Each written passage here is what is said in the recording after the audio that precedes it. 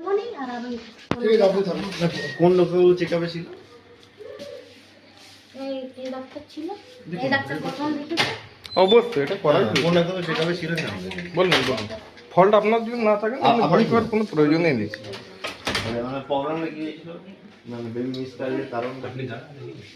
মাসি আপনি ওখানে দাঁড়ান। আমি এমবিবিএস করি। হ্যাঁ, সুদীপ মন্ডল।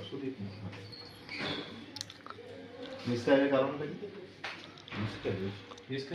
মানে বাচ্চা তো মানে ডেথ, আমার যেটা শুনলাম বাচ্চা প্রসবের পর ডেথ হয়েছে, এবার কারণটা কি সেটাই জানতে চাইছি।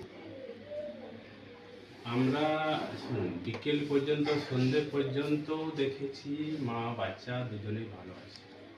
হ্যাঁ, ওখানে যেটা চেক আপ হয় দুজনেই দেখে ভালো আছে। তারপরে ঘটনাটা সন্ধ্যেবেলায় 9টা নাগাদ, 9:25 নাগাদ ওখানে ব্যথাটা বেড়ে যায়।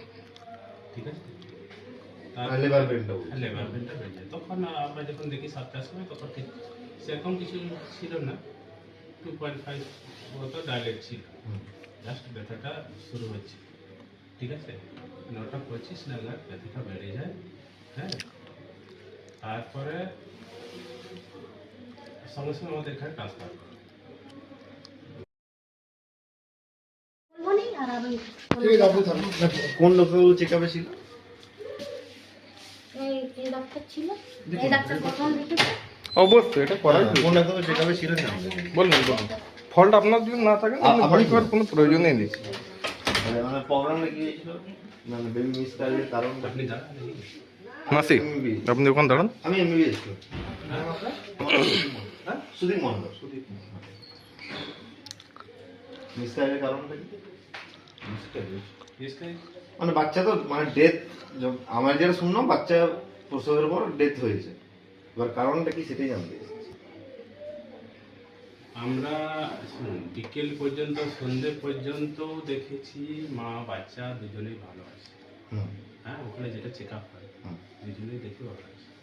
তারপরে ঘটনাটা সন্ধ্যেবেলায় 9টা নাগাদ, 9:25 নাগাদ ওখানে ব্যথাটা বেড়ে যায়।